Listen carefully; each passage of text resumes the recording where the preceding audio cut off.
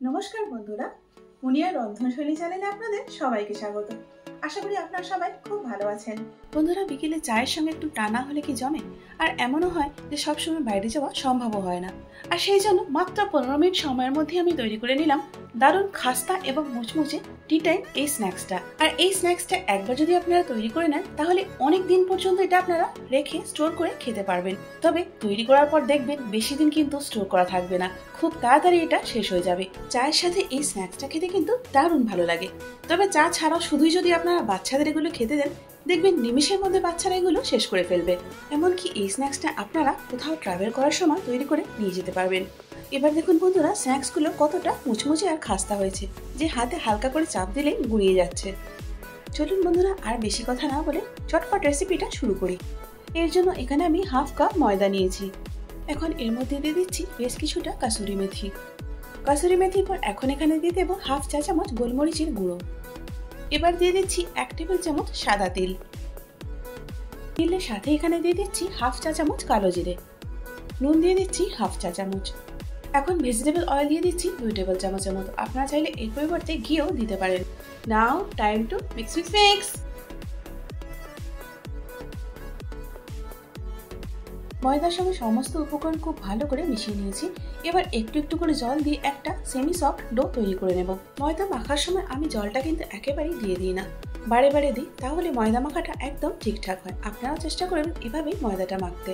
বন্ধুরা, আপনারা এটা যে কোনো সময় তৈরি করে ফেলতে পারবেন, কারণ ঘরের সামান্য কিছু উপকরণ যেগুলো আমরা রোজকার ইউজ করে থাকি সেগুলো দিয়ে এটা তৈরি হয়ে যায়। আর দ্বিতীয়ত কেবলমাত্র 10 থেকে 15 মিনিট সময় লাগে এটা তৈরি করতে। আর এই স্ন্যাক্সটা তৈরি করা এতটাই সহজ যে দেখা মাত্রই আপনারা এটা তৈরি করে নিতে পারবেন। এমনকি যে কেউ এটা তৈরি করে ফেলতে পারবে। কথা বলতে বলতে ময়দার ডোটা আমার এখানে কমপ্লিট হয়ে গেছে।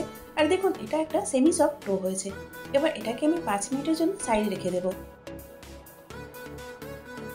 এখানে আমি 3 টেবিল চামচ কর্নফ্লাওয়ার নিয়েছি। এখন এই বাটিটার মধ্যে ঢেলে দিচ্ছি। এবার এর মধ্যে আমি 2 টেবিল চামচের মতো ভেজিটেবল অয়েল ঢেলে দিলাম। এখন কর্নফ্লাওয়ারের সঙ্গে তেলটা খুব ভালো করে মিশিয়ে নেব। দেখুন বন্ধুরা, এখানে কর্নফ্লাওয়ার আর তেলটা একসাথে খুব ভালো করে আমি মিশিয়ে নিয়েছি। আর জানি না কোথা থেকে একটা কালো জিরের মধ্যে পড়ে গেছে। এখন এটাকে আমি সাইডে সরিয়ে রাখবো।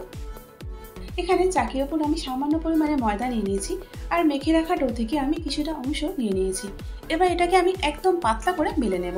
বেলার সময় বন্ধুরা এটা খেয়াল রাখতে হবে যাতে বেলাটা সমান হয়, অর্থাৎ কোথাও মোটা বা কোথাও পাতলা এটা যেন না হয়।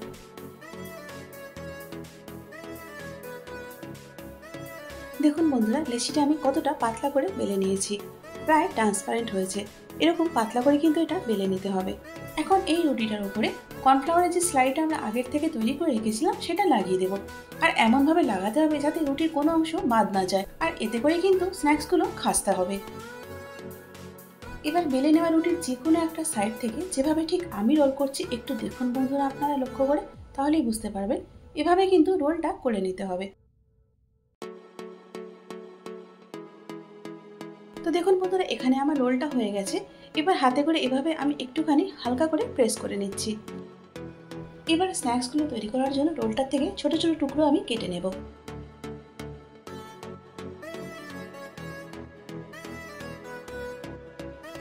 এবার কেটে নেওয়া এই অংশগুলোতে খুব হালকা করে আঙুল দিয়ে প্রেস করে দেব। এভাবেই বাকিগুলো করে নেব। আর তাহলে কিন্তু এগুলো ভাজার জন্য তৈরি হয়ে যাবে। আর এরপরে বেলার কোনো কিন্তু ঝামেলাই রইল না। তাহলে দেখলেন তো বন্ধুরা, এটা তৈরি করা কত সহজ। ভাজার জন্য তেলটা আমি আগে থেকে রেখে দিয়েছিলাম। তেলটা খুব হালকা গরম হয়েছে। ঠিক এই অবস্থাতে আমি এর মধ্যে স্ন্যাক্সগুলো ছেড়ে দেবো। স্ন্যাক্সগুলো ভাজার সময় তেলের টেম্পারেচারটা খুব খেয়াল রেখে তারপর কিন্তু স্ন্যাক্সগুলো ভাজতে হবে। হালকা গরম হবে যখন তেলটা, তখনই কিন্তু এই স্ন্যাক্সগুলো দিয়ে দিতে হবে। যদি খুব গরম অবস্থায় স্ন্যাক্সগুলো দেওয়া হয় তাহলে ওপরটায় কালার এসে যাবে আর স্ন্যাক্সগুলো ভেতর থেকে কাঁচা থেকে যাবে। তাতে করে স্ন্যাক্সগুলো কিন্তু একেবারেই খাস্তা হবে না। বন্ধুরা নিশ্চয়ই খেয়াল করছেন, যখন আমি স্ন্যাক্সগুলো তেলের মধ্যে দিচ্ছি খুব তাড়াতাড়ি কিন্তু এর মধ্যে বাবলস আসছে না। বাবলসগুলো এলেও খুব হালকা এবং ছোট ছোট বাবলস আসছে। অর্থাৎ আমি এটা বলতে চাইছি যে স্ন্যাক্স ভাজার জন্য তেলের টেম্পারেচারটা ঠিক এরকমই হতে হবে। স্ন্যাক্সগুলো তেলে দেওয়ার সাথে সাথে কিন্তু আমি এগুলোকে নেড়ে দিইনি। প্রায় 3 মিনিট পর এখন এগুলোকে আমি হালকা করে নেড়ে দিচ্ছি। লো টু মিডিয়াম হিটে স্ন্যাক্সগুলো এখন আমি উল্টে পাল্টে ভেজে নেব। দেখুন বন্ধুরা, এখানে স্ন্যাক্সগুলো ভাজা হয়ে গেছে। এবার এগুলোকে আমি তেলের থেকে তুলে নেব আর বাকিগুলো ঠিক এইভাবেই ভেজে নেব।